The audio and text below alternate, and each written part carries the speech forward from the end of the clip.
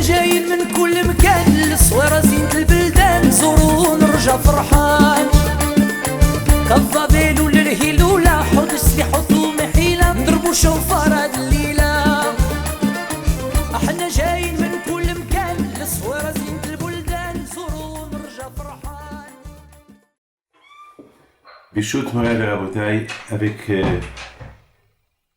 la permission d'Hachem, je voudrais aujourd'hui continuer à parler de ce que la Torah elle nous parle de la construction du Mishkan.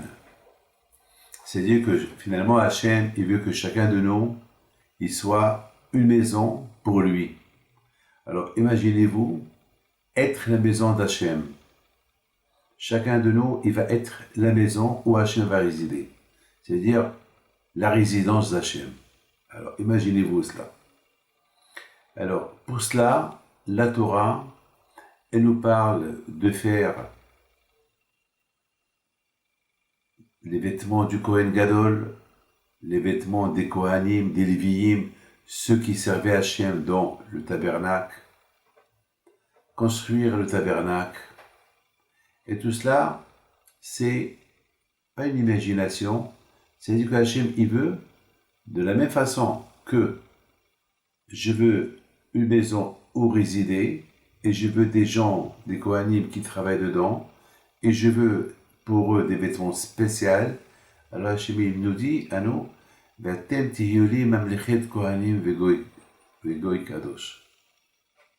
Hachem, il demande que nous, on doit être pour lui un royaume des Kohanim, comme les Kohanim qui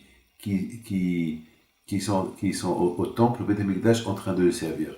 C'est-à-dire que Hachem, il veut de nous qu'on soit sa maison, et il veut qu'avec notre corps à nous, ça veut dire le cœur, la tête, le cerveau, les pieds, les mains, il y a ce qu'on appelle, il y a le corps, et il y a l'âme. Et à l'intérieur du corps, c'est tous les éléments qu'il y a, le cœur, etc. C'est-à-dire que Hachem, il veut qu'avec tout cet ensemble-là, on le sert. Il veut qu'on le sert. Et comment on peut le servir? Bien sûr, uniquement avec la Torah Kedusha. Ah, mes amis, écoutez très bien. D'un côté, Hachem, il veut qu'on le serve, qu'on soit comme des Kohanim, que notre corps il soit sa résidence et que nos vêtements, c'est le vêtement, ça représente la Torah. C'est après 120 ans lorsqu'il meurt, et comment on va l'amener chez le bon Dieu? Nu? Non. On va lui mettre, il va lui faire, pendant sa vie, toutes les mitzvot qu'il fait, il fait un vêtement. Avec les mitzvot, on lui fait un vêtement, donc ça veut dire que on va l'habiller avec un vêtement de Torah, de mitzvot qu'il a fait. Alors imaginez-vous, qu'il y a une mitzvah qu'il n'a pas fait, donc ça veut dire qu'il y a le vêtement, il va manquer quelque chose dans le vêtement, par rapport à la mitzvah qu'il n'a pas fait. C'est pour cela, mes amis, il faut qu'il y ait ahdut, il faut qu'il y ait l'unité. Lorsqu'il y a l'unité, quand par exemple, la Torah elle nous dit, la menorah, elle doit être faite d'un seul bloc. Alors pourquoi la menorah, elle doit être faite d'un seul bloc? On prend un bloc d'or et on sculpte la menorah. Parce que j'expliquais que la menorah représente l'homme. Et l'homme,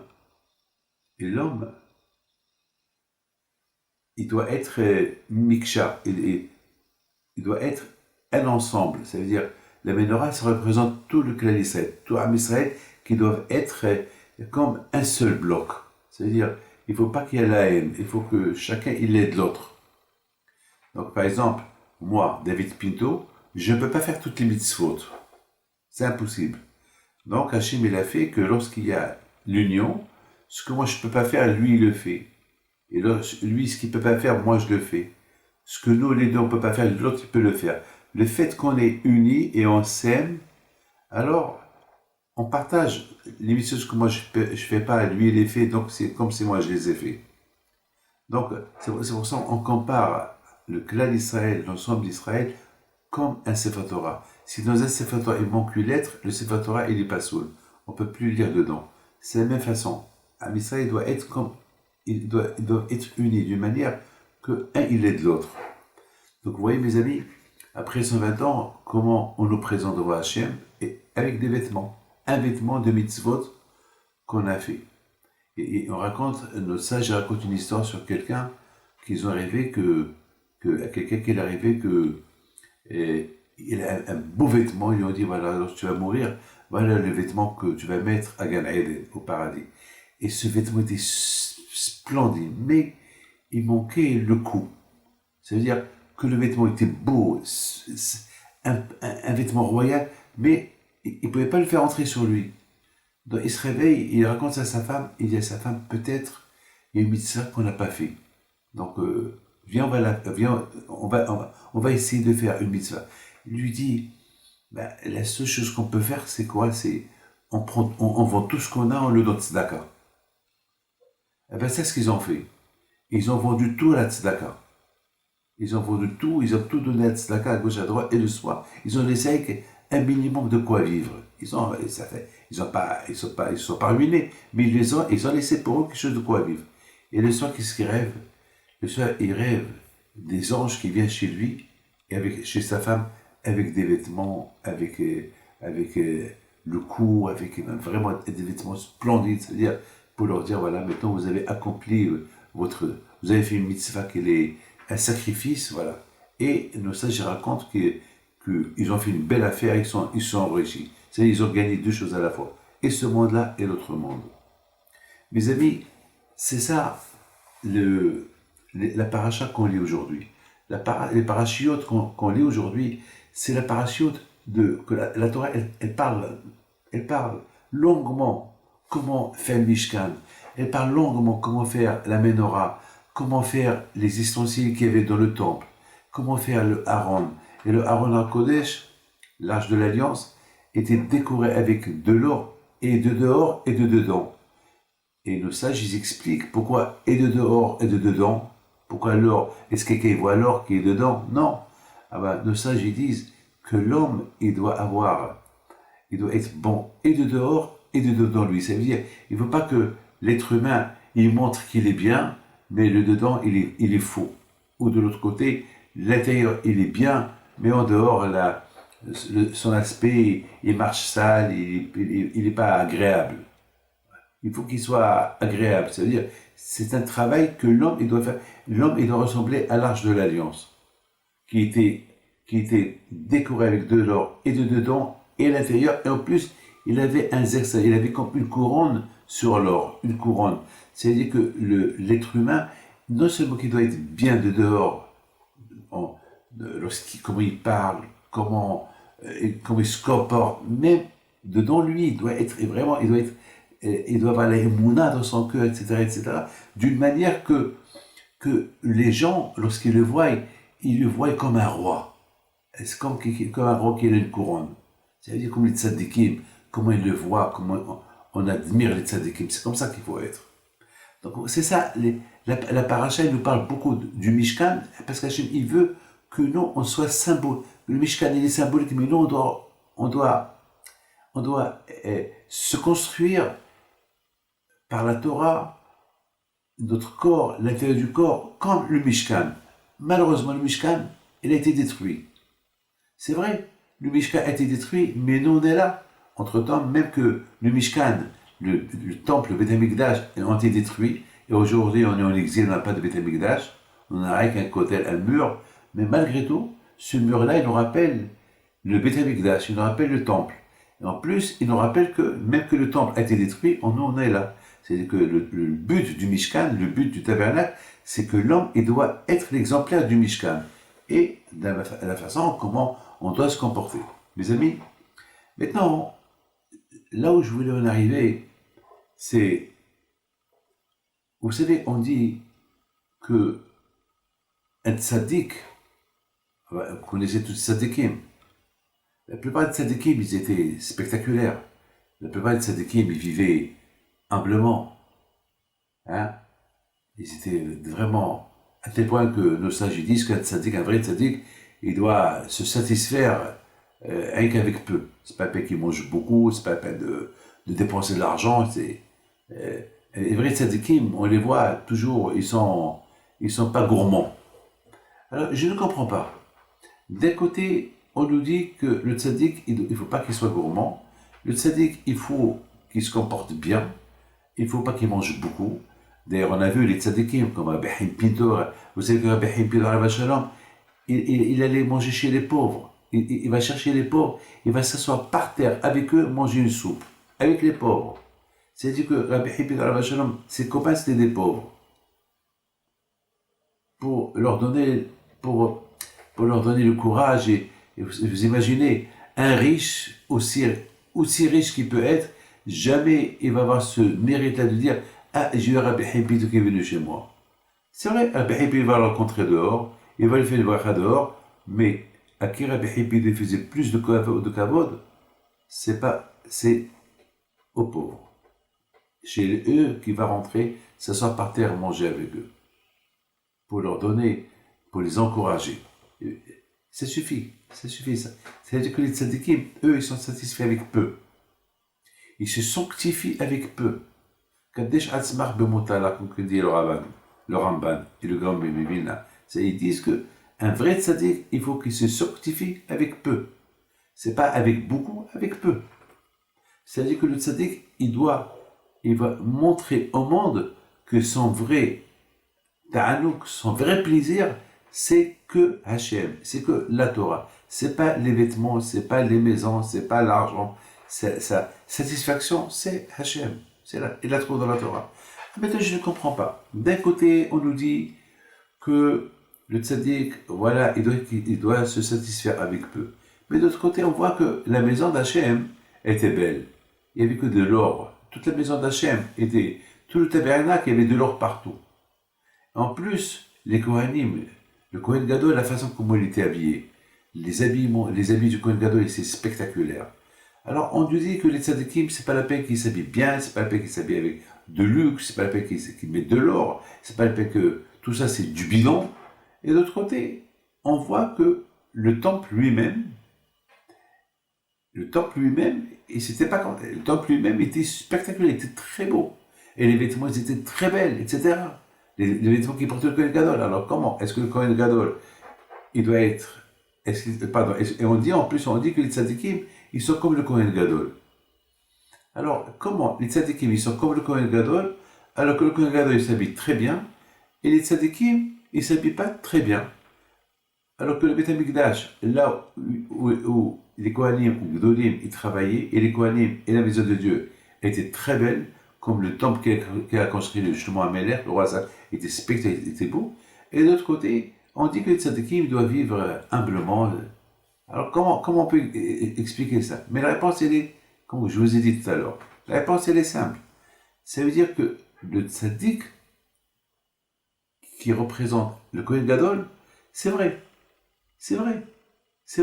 Lui, on lui dit, habille-toi humblement, mange humblement. C'est pas la peine de chercher le luxe.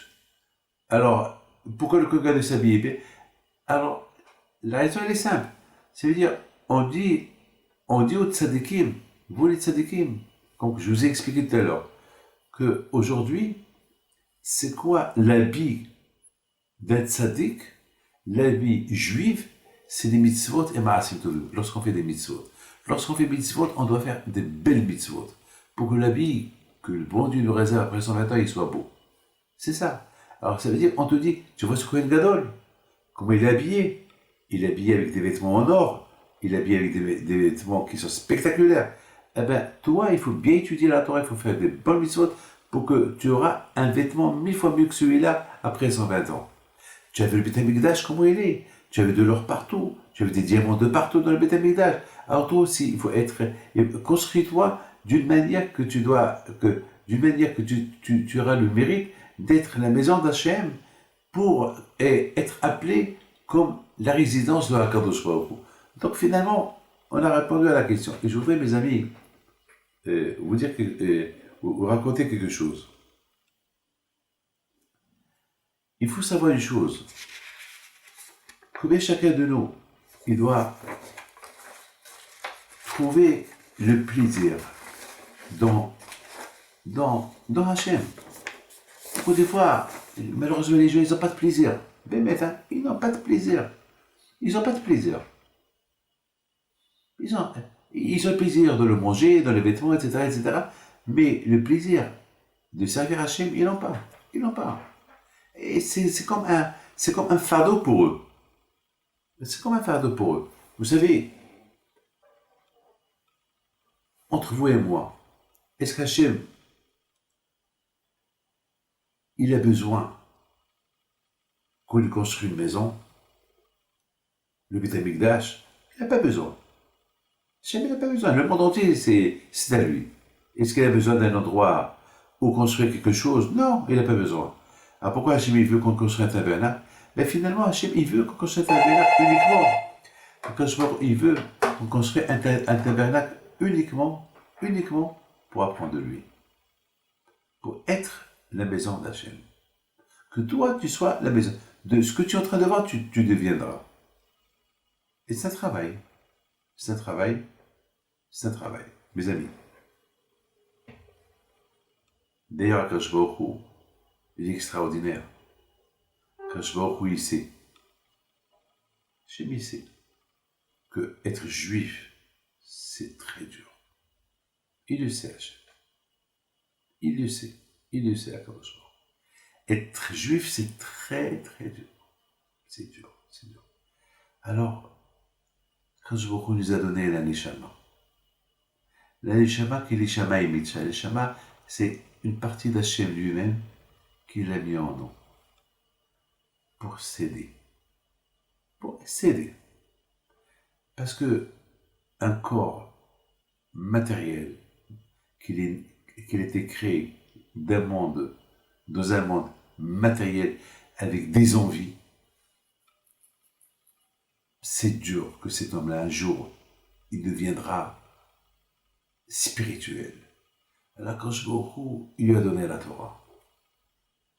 Akadosh Baruch Hu lui a donné l'âme juive qui va l'aider à surmonter à surmonter tous les, comment ça s'appelle, tous les épreuves de la vie. Je voudrais simplement vous raconter quelque chose. Mon Rav, Rabbi Michael Yehuda Lefkovitch Alav Shalom, une fois,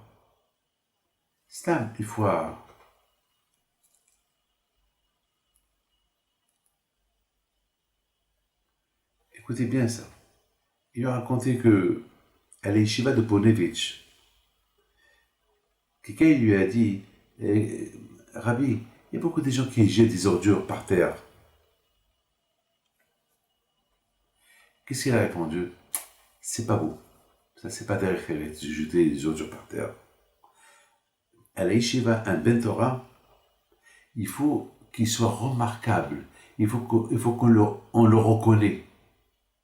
Et quelqu'un qui est Ben Torah, quelqu'un qui étudie la Torah, à la Yeshiva, il jette des ordures par terre, c'est pas beau. Parce que la Torah, elle doit donner une bonne influence à quelqu'un. Et la Torah, elle est tellement belle que toute la vie d'un Ben Torah, de quelqu'un qui étudie la Torah, ça doit être bien. Quelqu'un qui jette des ordures, c'est pas beau. C'est pas beau. Il faut qu'un homme, il arrive à se conditionner. Ah, celui-là, vraiment, il a étudié la Torah. Mais si Hashu Shalom, quelqu'un qui jette des ordures, mais c'est pas logique. C'est pas logique, c'est pas beau. Ça veut dire, il fait honte à la Torah. C'est-à-dire que la Torah, elle lui a pas donné assez d'influence. Parce que jeter les ordures par terre, cracher par terre, jeter n'importe quoi par terre, ça montre que la Torah n'a pas donné assez d'influence sur lui.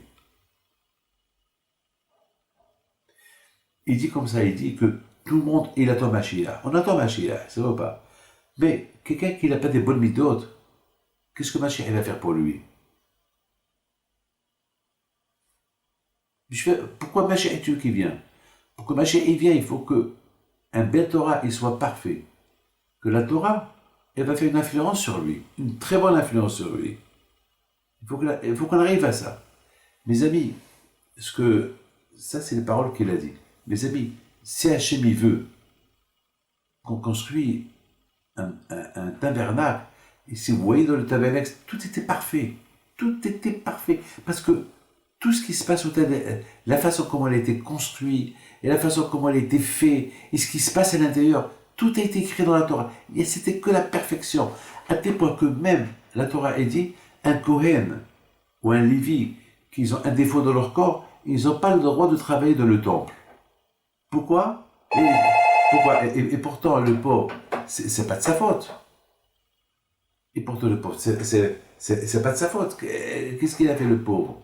C'est pas de sa faute à lui. C'est pas de sa faute à lui. Qu'est-ce qu'il a fait? C'est un Kohen, le pauvre, il est né avec un défaut, ou bien il a eu un défaut. Eh bien, parce que le temple, il est parfait. Et tous ceux qui travaillent dans le temple, ils doivent être parfaits. C'est-à-dire que lorsqu'on va dans le temple, il faut qu'on apprenne du temple la perfection, pour que nous aussi on devienne parfaits.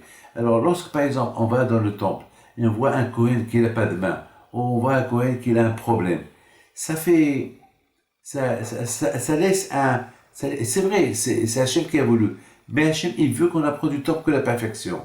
C'est vrai que c'est Hachem qui a voulu. Mais vous savez, le Ramban, il y a déjà un enseignement extraordinaire que le Ramban il nous enseigne. Il dit, le Ramban, quelle est la raison pourquoi il y a eu des sacrifices dans le temple? Pourquoi il y avait des sacrifices? Pourquoi on devait apporter des animaux au temple pour les sacrifier? Pourquoi? C'est la question qu'il pose le Ramban. Quelle est la raison? Est-ce qu'on ne peut pas faire Teshuvah aujourd'hui? Il n'y a pas de sacrifice aujourd'hui.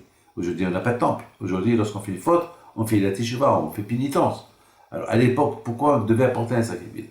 Alors, il dit le Ramban, lorsqu'il fautait, il apportait un sacrifice, un animal, pour qu'il soit sacrifié au temple. Tout d'abord, avant que cet animal il allait être sacrifié pour Hachem, celui qui a fauté, il met ses mains sur l'animal et demande pardon à Hachem.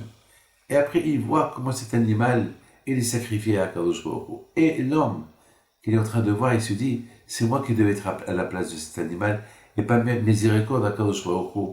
Il a épargné ma vie, et cet animal, il a pris ma place. Vous voyez que Hachem, déjà ça, voilà, il y a beaucoup de choses qu'on pouvait apprendre dans le temple.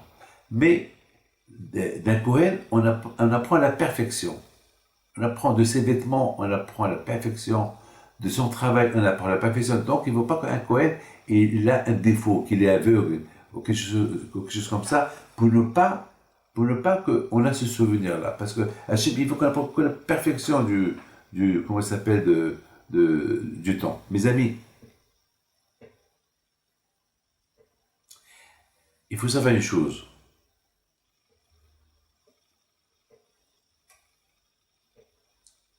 Il faut qu'on apprenne une chose. Il faut qu'on apprenne une chose. Et la chose que je vais vous enseigner maintenant, c'est quelque chose qui est extraordinaire. Je voudrais bien vous la dire. Vous savez que aujourd'hui, j'ai lu une super histoire d'un grand tzaddik qui s'appelle Rav Asher. Si je ne me trompe pas, je l'ai lu, je ne sais pas où je l'ai lu, mais c'est une très très belle histoire. Attends une seconde.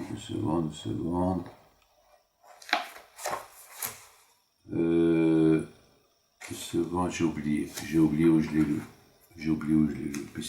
Et très belle cette histoire. C'est un tzaddik qui s'appelle Rav Asher Mistalin. C'était le Admor de Staline. Et on raconte sur lui qu'une fois, il a dit à son élève, il faut que tu vas à tel et tel endroit, c'est un village où il y a là-bas un pauvre. Et ce pauvre-là, il n'a pas de quoi manger. Et bon, son élève, il prend le manger, il va chez ce pauvre-là. Et il arrive chez lui tard, il tape à la porte, il neigeait, il faisait froid, il voit toute une famille par terre, ils n'ont pas de quoi manger.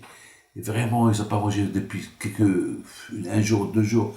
Il grelottait de froid, tout de suite il est venu, il est parti, il a acheté du bois pour chauffer la maison, il est parti acheter du pain, il a fait à manger. Et il était heureux, il était content qu'il a accompli cette mission. Maintenant, une fois que mission accomplie, il lui disait un peu d'argent. Il disait, c'est le rabbi de Staline qui t'a donné cet argent-là. Il retourne à la maison, il arrive chez lui, il va directement chez le rabbi, l'admo de Staline. Cette histoire s'est passée en Pologne, je pense. Il arrive chez lui, il voit que le rabbi l'attend à 2-3 heures du matin. Il lui dit tout de suite, le rabbi, il lui dit, alors, ils ont mangé? Tu les as aidés? T'as chauffé à la maison? Il lui dit, oui, rabbi. Pourquoi vous n'êtes pas au lit? Ben, je t'attendais pour être sûr que tu as accompli ma mission. Ça, c'est le Mishkan. Ça, ce que Hachem veut de nous, qu'on soit. Hachem, il veut qu'on soit comme ce tzaddik-là. C'est un travail énorme. Et c'est ça, Ahavat Israël. C'est ça l'amour du prochain. Non seulement il a envoyé son élève avec du manger, avec du bois, avec tout pour donner, pour faire vivre ces pauvres-là, mais il a attendu pour voir est-ce que la mission a été accomplie. Et c'est là qu'il est parti dormir. Beaucoup de fois, on fait des choses bien, mais est-ce que ce qu'on a fait, ça a été jusqu'au bout ou pas? Est-ce que ça a été jusqu'au bout ou pas? C'est ça le problème. Eh bien, justement, c'est ça. Si la Torah, elle nous parle comment le Mishkan, le Tabel a été construit et tous ceux qui travaillent dedans, et c'est vraiment la Torah, elle a parlé en détail. C'est parce que Hachem veut que l'homme, pendant sa vie, il faut que les choses qu'il fait, il faut que ça soit détaillé, il faut qu'il soit bien, à la perfection. Ce que le juif, il voit devant lui le temple et ceux qui travaillent dedans, comment ils sont habillés, tout ce qui se passe, comme ça lui aussi doit être. Justement, maintenant il n'y a pas de temple, mais on continue, on est là. Mes amis, ce matin j'ai lu quelque chose d'extraordinaire. Il y a un Rav Menachem Finet, il a apporté une question du Baal HaTanya. Une belle question. Et il parle de l'aïmouna que les juifs aujourd'hui on a. On va pèleriner les tzadikim, on va pèleriner, on a, bien sûr, c'est pèlerinage qu'on va pèleriner les tzadikim. Quelle est la raison qu'on va les pèleriner? Eh bien justement, parce que ces tzadikim-là, il y a quelque chose à prendre d'eux. Parce que ces tzadikim-là, ils étaient un vrai Mishkan d'Hachem, ils étaient une vraie maison d'Hachem. Alors c'est pour ça on va pèleriner, on raconte des histoires sur eux pour apprendre d'eux des choses. Écoutez bien. Alors, le Baal HaTanya, il pose une belle question. Il dit, il y a comment ça s'appelle, il y a un passouk dans le Télim qui dit, Liv, Lev, Nishbar, Venitke, Elohim, Lotivze. Ça veut dire, il dit que si tu veux vraiment donner kavod à Hachem, il faut que ton cœur il soit cassé, détruit. Le Baal HaTanya, il pose une question, il dit, comment un juif, il doit être toujours heureux. Un juif, comment voulez-vous qu'un juif qui représente le Beth Amikdash, comment voulez-vous que ce juif-là, on lui demande que son cœur doit être cassé? Ça veut dire, il doit être cassé. Comment est-ce possible? Ça, c'est la question que Baal HaTanya, il pose. Il pose cette belle question-là. Baal HaTanya, c'est un grand tzaddik. Il dit, pourquoi le Télim, il dit, Lev Nishba Vnitke et le Kem le Tivze. Est-ce que c'est logique de vouloir détruire le cœur, ce qui devient cassé, ça veut dire, comment un Hachem, il veut résider en nous, comme je viens de vous dire, tout le plaisir d'Hachem, c'est de résider en nous, mais de l'autre côté, la Torah nous dit, il faut que ton cœur, il soit cassé. Il faut... Alors mes amis, j'ai beaucoup réfléchi à ça. Je sais pas ce que le Baal HaTanya y répond, mais moi j'ai donné une réponse, d'après tout ce qu'on a expliqué jusqu'à maintenant. C'est quoi la réponse? La réponse, elle est... Vous savez que, malheureusement, le cœur, il est rempli de galava. l'orgueil.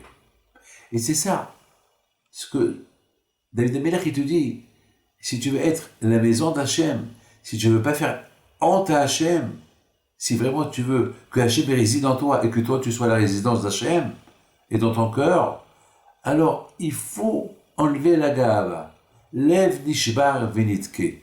Il faut casser le cœur, il faut casser cette gave, il faut casser cet orgueil.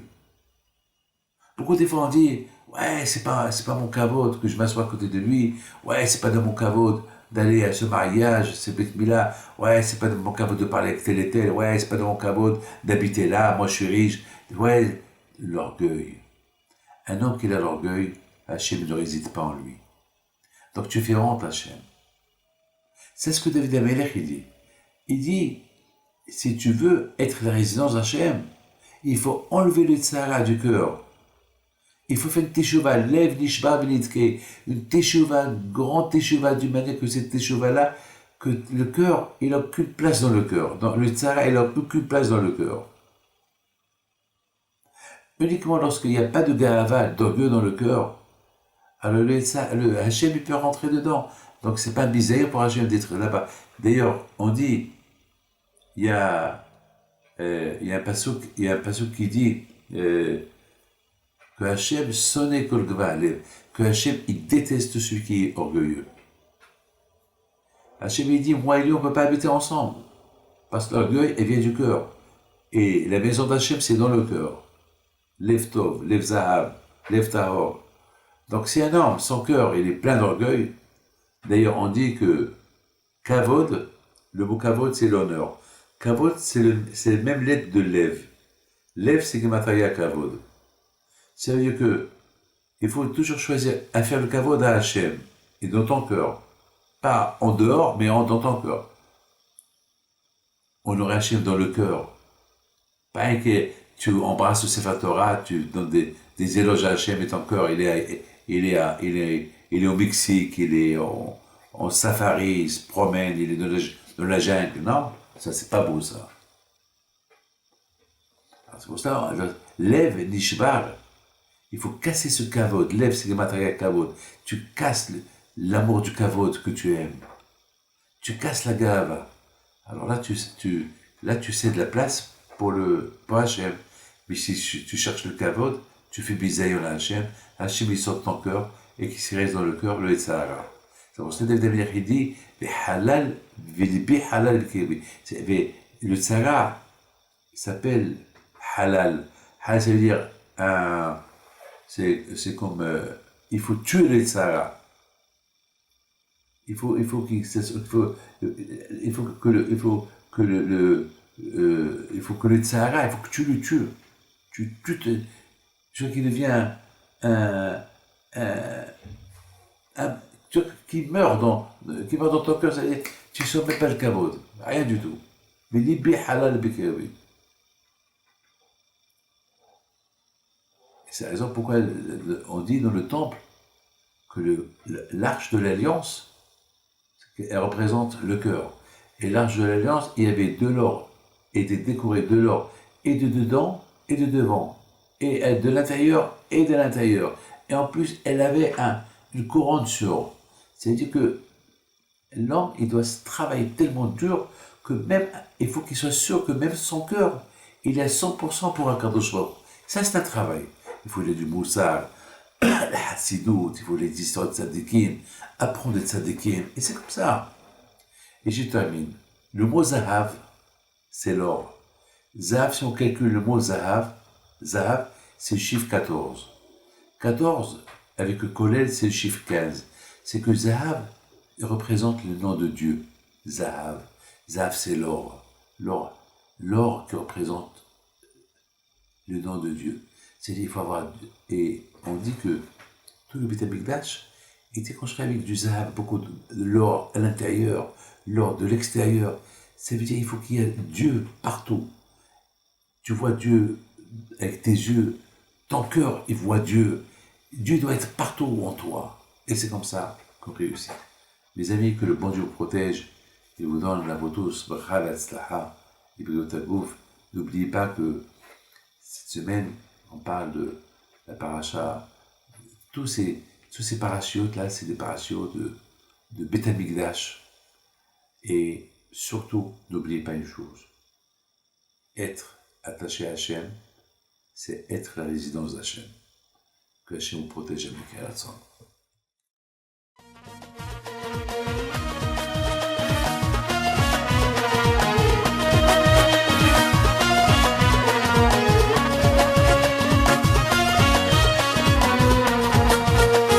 نوضو يا ناس صغار